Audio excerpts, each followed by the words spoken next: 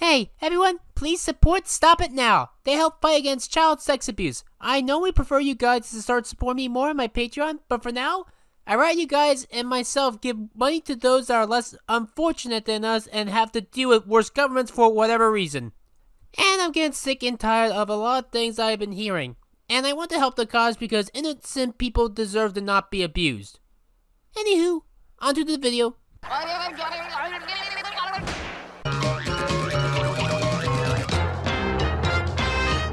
Cartoon Network 64.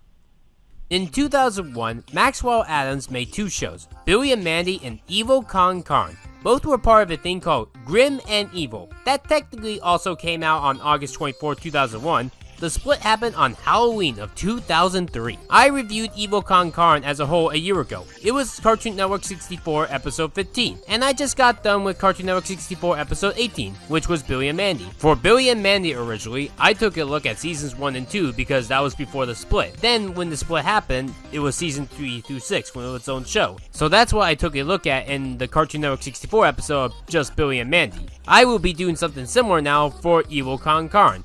In the original review, I took a look at just Season 1. Now I will be adding in Season 2. Season 2 came out after the Grim and Evil split. So now we get to take a look at the show on its own. And how is it? Many hours later. Wake up! What? Oh, I'm sorry, I fell asleep there. I said last year that this show was boring. And guess what? Season 2 is no better. It's got a couple of funny jokes in each episode, so it's not like bottom 10 Cartoon Network material, but I can't really think of a reason to watch this show.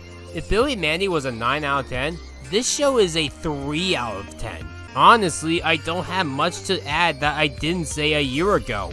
I don't get it. Like, I really don't get it. Maxwell made both Grim Adventures of Billy and Mandy and Evil Con Carne. How can they have this much of a difference in quality? The Grim Adventures of Billy and Mandy is one of the funniest cartoons of all time. This is one of the most nothing cartoons of all time. Like, it feels like it belongs in the 1970s of animation. It's that boring and shit.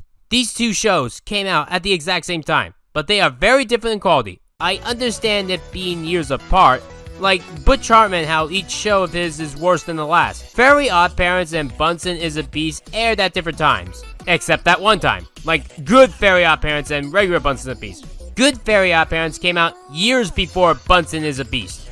But not for Maxwell Adams. He was doing fine with Billy and Mandy. How the fuck did he fuck up Evil Con Carne? These two shows came out the exact same day! Like, I am actually trying my hardest to write a script for this one. This is one of the hardest videos I've ever had to work on solely for the script, because there's just nothing to talk about. I am trying my damnedest for this. This show is completely boring and uninteresting.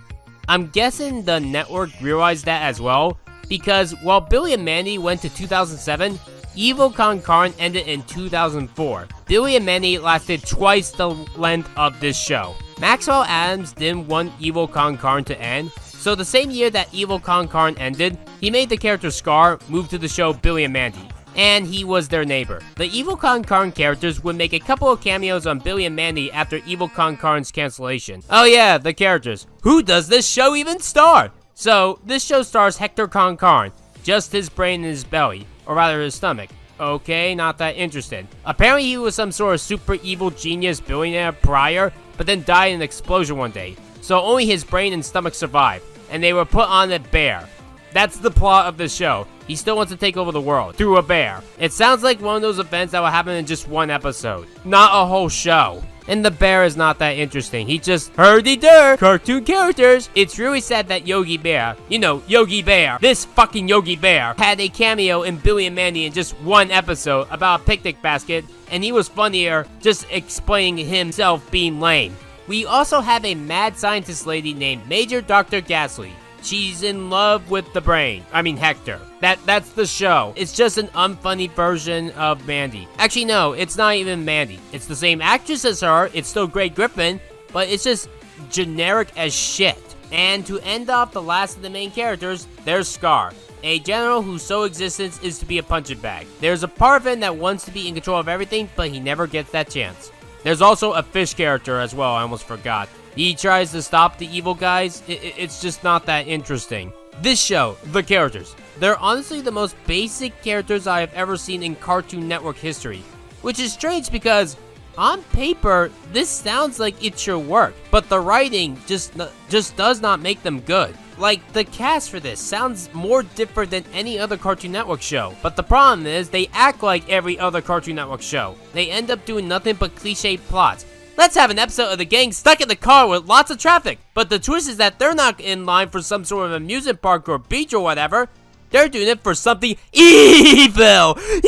Evil! That's more or less what every episode is about. They do one thing subversive, but it's not subversive enough to avoid being cliche. Want to see an episode where someone lies to their mother about being a success? Yep, they got that. I could get that in literally any other show ever. The president looks like Abraham Lincoln. Very Odd Parents also did that earlier that same year. This video is a very hard video to make. It's one of the hardest videos I've ever had to make in the 9 years of me making this channel, just because of how little there is to talk about it.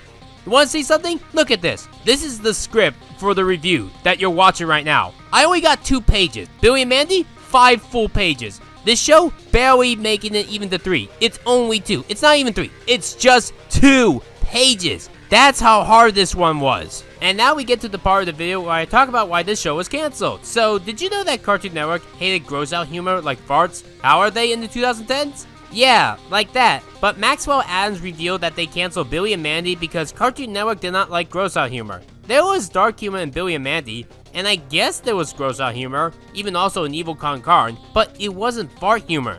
And I can't recall any fart humor, except for the duck episode. Cartoon Network has double standards. Well, every network has double standards when you really look into it. I'm currently working on an animation documentary called Animation Absolutism. It won't be done this year, but I'm hoping that the earliest will be fall 2023. I'll start this fall for the record. It's gonna go into all the problems of why working in animation is a terrible job. What more do you want me to say? It's a boring show that no one remembers. Coming up next.